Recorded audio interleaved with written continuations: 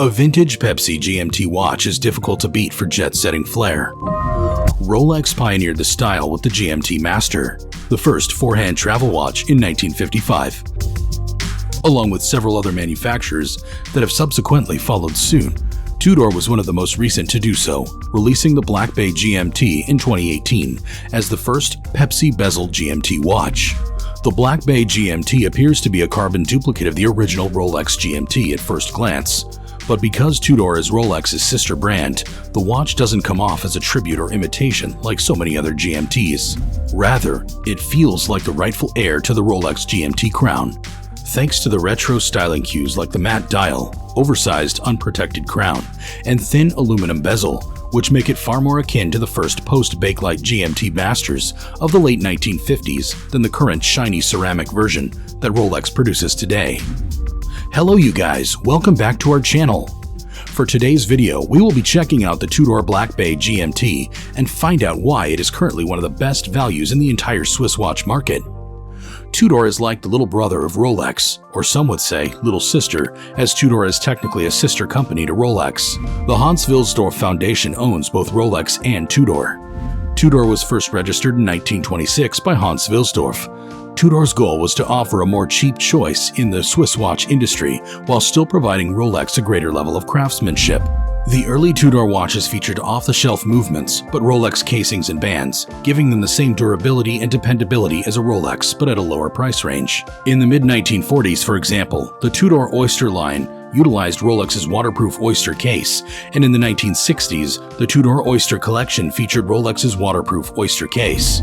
Relatively speaking, the Tudor brand has established itself as a reliable and well-made utility watch.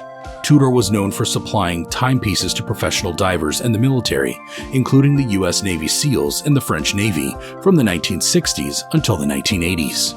While Tudor didn't generate much excitement in the 1990s and early 2000s, the company relaunched in 2009 with new product lines, one of which was the Tudor Heritage line, putting Tudor on par with prominent watch brands like Omega and Tag Heuer. Now, let's take a closer look at this Black Bay GMT we have at hand. The Black Bay GMT allows the wearer to keep track of up to 3 time zones. Yes, that is right, 3 time zones. Thanks to its independently moving hour hand, which is the main time, its 24-hour GMT red hand, and its bidirectional 24-hour rotational blue and red bezel. Starting with the case is practically what you'd expect from a Black Bay. The stainless steel casing of the Black Bay GMT is 41 millimeters in diameter. It also includes the sapphire crystal it is revealed. The GMT's casing edge is narrower than previous Black Bay models, making it more pleasant to wear. Overall, the casing has a solid feel to it. Yet, because of the combination of satin and high polish finishes, it doesn't appear overly bulky. The high polish lug facets and flanks contribute significantly to this goal. It adds just the right amount of elegance to an otherwise chunky casing. It's a massive piece of steel with a brushed top, highly polished sides, and a straightforward case back. The red and blue coloring of the aluminum bezel is modest but stunning. The colors aren't quite as vibrant and saturated as they are on the Rolex GMT Master 2. The Black Bay GMT takes a calmer approach and has a matte surface. The red is a reddish burgundy, and the blue is navy. This modest approach is wonderful in our opinion. The Tudor's toolish character is better suited to a less polished aesthetic. Furthermore, the metal bezel allows for patina and scratches, which may add character to the watch over time. Meanwhile, the coin edge is simple to hold and flip in both ways. Yep, it's bidirectional, despite being arguably the thinnest bezel we've ever touched top to bottom. At 50 millimeters, lug to lug, and 15 millimeters thick, the casing is a touch bulky, and the slab sides don't exactly narrow out its profile. Now, talking about the dial of the Black Bay GMT is anything from ordinary in person, despite its appearance in images. It has a gritty, sand-like texture and is matte black.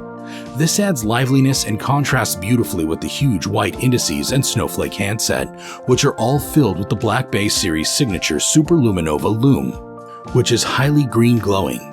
Finally, there's the GMT hand, which is a slender red vintage stunner with a loomed snowflake tip that reaches all the way to the bezel, making it easy to read your second time zone. As with most other GMTs, a date display is in order. Tudor forgoes the Cyclops eye, which the majority of the audience seems to prefer.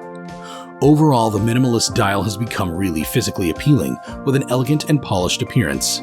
It possesses the Black Bay line's actual DNA. Now, the vintage vibes continue with the Black Bay GMT bracelet. The bracelet is one feature of the Black Bay GMT that has sparked controversy. It appears to be your normal 3-link oyster-style design at first sight, but there's more to it. The bracelet seems to be an old-school rivet bracelet from the side, which has provoked some public outrage. It's not a genuine rivet bracelet, but it's meant to seem like one, which some people find inauthentic. Us? Honestly, we don't care in the slightest. The bracelet is nevertheless attractive, and the false rivets provide an intriguing accent. It is also incredibly well built. We really like the clasp, which has superior workmanship and tolerances, as well as a safety latch that shuts flat. Plus, if you want to switch things up, the Black Bay can be fit with a fabric strap. It is pretty inexpensive. You can find them for sale at around $200. That said, we prefer the steel bracelet any day. And lastly, its movement. The Black Bay GMT's engine is perhaps the most striking feature. Rather than using an off-the-shelf GMT movement from ETA or Sellita, Tudor went the additional mile and developed its own GMT caliber for the watch. The manufacturer caliber MT5652, like the movement that powers Rolex's GMT Master 2, is both COSC certified chronometer and a genuine GMT. The Tudor's hour hand is individually changeable, rather than having an adjustable GMT hand like the aforementioned stock movements. This is a must-have function on any serious traveler's watch, since it enables for rapid adjustments to different time zones while traveling, without disturbing the main timekeeping or your second time zone. The 27-jewel movement offers a massive power reserve of 70 hours. Overall, this movement is quite valuable. The Black Bay GMT's pricing range, along with its high-quality in-house movement, is nearly unheard of. Tudor is beginning to shine in this area. Affordability is an understatement.